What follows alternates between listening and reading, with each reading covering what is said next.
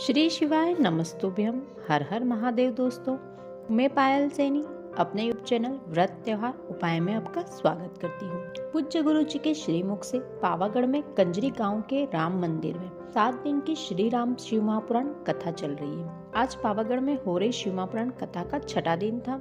आज की कथा में गुरु जी ने नए उपाय, जानकारी और कई पत्र बताए हैं, जो एक छोटे से वीडियो के माध्यम से आप सभी के साथ शेयर करने वाली हूँ। आज की कथा की पहली जानकारी गुरुजी ने बताया, कुछ भक्ति ऐसी होती है जो कुछ समय के लिए होती है, लेकिन शिव की भक्ति अविरल होती है।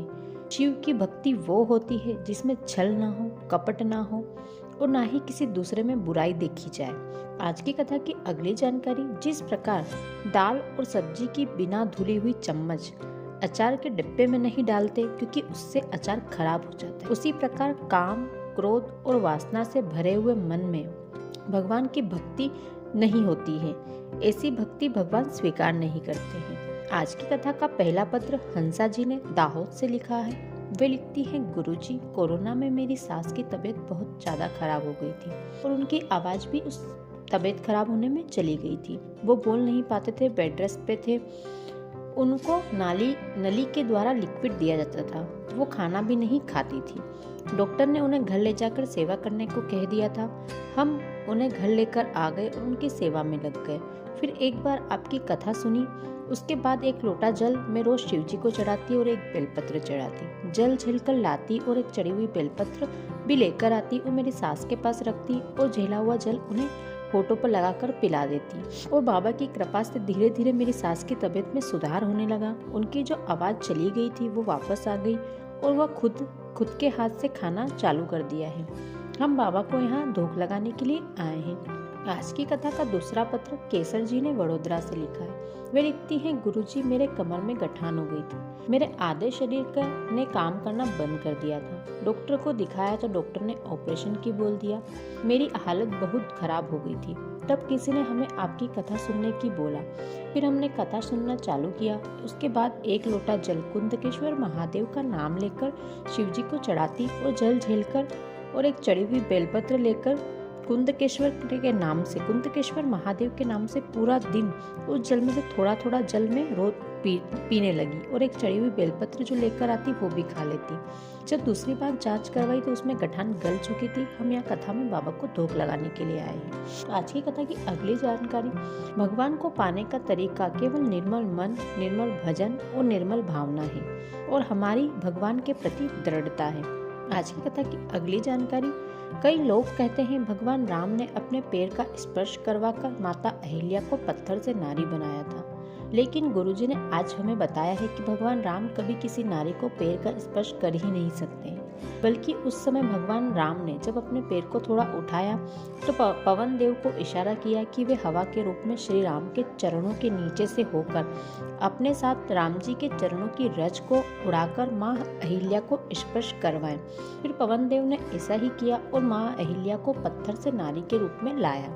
आज की कथा की अगली जानकारी, शिव महापुराण कथा में वेद व्यास जी ने बताया, भारत में कुल 21,600 नदियां हैं और यदि आप इन सभी नदियों में स्नान ना कर पाओ, इनके जल का आचमन ना कर पाओ, तो आपको शिव महापुराण कथा के पंडाल में जाकर बैठ जाना चाहिए। इससे आपको 21,600 नदियों में स्नान का फल प्राप्त हो जाता है। आज की कथा की अगली जानकारी, स्कंद पुराण, लिंग पुराण, शिव पुराण और नर्मदा पुराण कहती है, अगर कुछ आप कभी किसी तीर्थ में ना जा पाओ तो आपको केवल शिव मंदिर जाकर 1 बेलपत्र शिव जी पर चढ़ी हुई उठाकर धोकर फिर से शिवलिंग पर समर्पित कर देना चाहिए।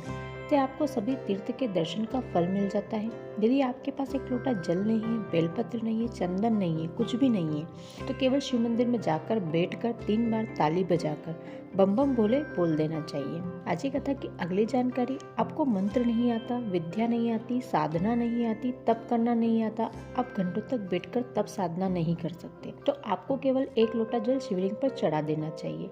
इससे आपको तप साधना का फल मिल जाता है। आज की कथा में एक पत्र और आया जिसे गुरुजी ने कथा के दौरान पढ़कर नहीं बताया। गुरुजी ने कहा, इस पत्र की समस्या का समाधान हम नहीं कर सकते, इसलिए हम व्यासपीठ से इस पत्र को नहीं पढ़ेंगे। ये पत्र कथा में उपस्थित संतों को देकर मैं जाऊंगा, क्योंकि इस पत्र का समाधान केवल संत ही कर सकते हैं। आज की कथा में गुरुजी ने बताया कि कल एक पत्र आया था जिसमें लिखा था कि गुजरात की एक माता जो पशुपति व्रत कर रही थी और दूसरे व्रत जैसे ही उसका पूर्ण हुआ उसके बाद जिस मंदिर में वो माता पूजा करती थी उस मंदिर को तोड़ दिया गया था और उस मंदिर का शिवलिंग भी वहां से लेकर लोग चले गए थे। अब उस माता ने पशुपति व्रत पूरे कैसे हो, वो पूजा कैसे करे और अपने बचे हुए 3 व्रत को पूरा कैसे करे। इसलिए उस महिला ने करीब 1.5 साल तक व्रत करती रही। 1.5 साल के बाद जब लोगों को पता चला तो लोग उस शिवलिंग को लेकर जो चले गए थे उन्होंने वापस से वही शिवलिंग उसी जगह लाकर स्थापित किया और उस माता ने अपने बाकी के व्रतों को पूरा किया। आज की कथा का तीसरा पत्र जिसमें लिखा था, गुरुजी मेरा बेटा IAS की परीक्षा दे रहा था, अगर पास नहीं हो रहा था वह निराश हो गया। मैं आपकी कथा सुनती थी तो मैंने वडोदरा में हो रही कथा में मेरे बेटे से कहा कि वहां जा और कथा में बैठकर कथा पंडाल में अपने मन की कामना बाबा से करो।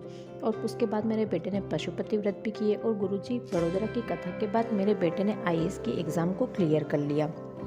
आज की कथा की अगली जानकारी गुरुजी ने आज की कथा में बताया है कि वैष्णव धर्म में भगवान के 5 प्रकार के दर्शन का वर्णन मिलता है। पहला, भगवान के चरणों का दर्शन। दूसरा, भगवान के नाभि कोश का दर्शन। तीसरा, भगवान के वक्ष स्थल का दर्शन। और चौथा, भगवान की शिखा का दर्शन। और 5वां, भगवान के नयन का दर्शन होता है।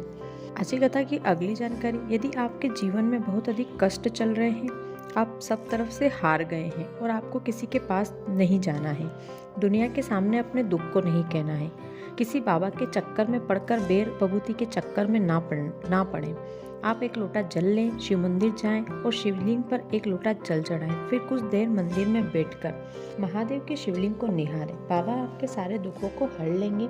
आज की कथा का चौथा पत्र जिसमें लिखा था, गुरुजी मेरा बेटा CA की परीक्षा दे रहा था, लेकिन उसको संशय था कि उसका रिजल्ट अच्छा आएगा या नहीं।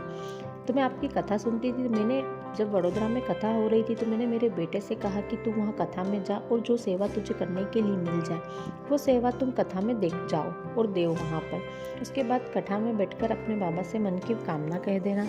मेरे बेटे ने पशुपति व्रत भी किए और गुरुजी वडोदरा की कथा खत्म होने के बाद मेरे बेटे का रिजल्ट आया और उसने उस एग्ज़ाम को क्लियर कर लिया। आज की कथा का 5वां पत्र जिसमें लिखा था, गुरुजी आप कहते हैं कथा को पंडाल में बैठकर सुनो तो केवल 3 महीने में बाबा आपकी कामना को पूरा करते हैं, लेकिन मैं यहाँ कंजरी में हो रही कथा सुन रही हूँ कथा पंडाल में बैठकर और बाबा ने मेरी 3 मनोकामनाएं पूरी कर दी है। पूज्य गुरुजी की पावागढ़ में हो रही शिवापुराण कथा का कल अंतिम दिवस है। कल पावागढ़ में कथा सुबह 9 बजे से 12 बजे तक रहेगी और ऑनलाइन फेसबुक और यूट्यूब पर आस्था चैनल पर दोपहर 2 बजे से 5 बजे तक आएगी। इसके बाद गुरुजी की 2 दिन की त्रिवेणी शिवपुराण कथा 30 जनवरी और 31 जनवरी को शाम को 4 बजे से 7 बजे तक प्रयागराज में रहेगी। इसका पूरा पता सतुआ बाबा सेवा शिविर, खाक चौक, पुलिस थाने के पास, महावीर रोड, माघ मेला, प्रयागराज। यह कथा हो सकता है कि टीवी और फेसबुक यूट्यूब पर ना आए। जो प्रयागराज में रहते हैं वो प्रयागराज में जाकर इस कथा को आनंद ले सकते हैं। प्रयागराज की 2 दिन की कथा के बाद पूज्य गुरुजी की अगली कथा 3 फरवरी से 9 फरवरी तक बुरहानपुर में रहेगी। इस कथा का नाम श्री अश्वत्थामा शिवपुराण कथा दिया गया है। इस कथा का समय दोपहर 2 बजे से 5 बजे तक रहेगा। बुरहानपुर की कथा का कथा पंडाल माँ रेणुका कृषि उपज मंडी है। सभी जो भी बुरहानपुर या बुरहानपुर के आसपास रहने वाले लोग हैं इस कथा में जाएं और इस कथा का आनंद लें। तो दोस्तों ये थी आज की कथा की विशेष जानकारियाँ, उपाय और पत्र जो कि आज की कथा में गुरुजी ने हम सभी को बताए हैं। आपको आज का वीडियो अच्छा लगा हो तो वीडियो को लाइक करें, वीडियो को ज़्यादा से ज़्यादा शेयर करें ताकि जो भी आज की कथा किसी कारणवश यदि नहीं सुन पाए हैं तो इस छोटे से वीडियो के माध्यम से आज की संपूर्ण कथा का रसपान कुछ ही समय में कर सके। साथ ही कमेंट में हर हर महादेव, श्री शिवाय नमस्तुभ्यम लिखना बिल्कुल भी न भूलें। और ऐसे ही और वीडियो के लिए, पूज्य गुरुजी की सभी कथाओं की जानकारी के लिए, उपाय के लिए मेरे चैनल को तुरंत सब्सक्राइब कर लें। साथ ही बेल आइकन को प्रेस कर लें ताकि ऐसे ही वीडियो आपको और मिलते रहें। धन्यवाद।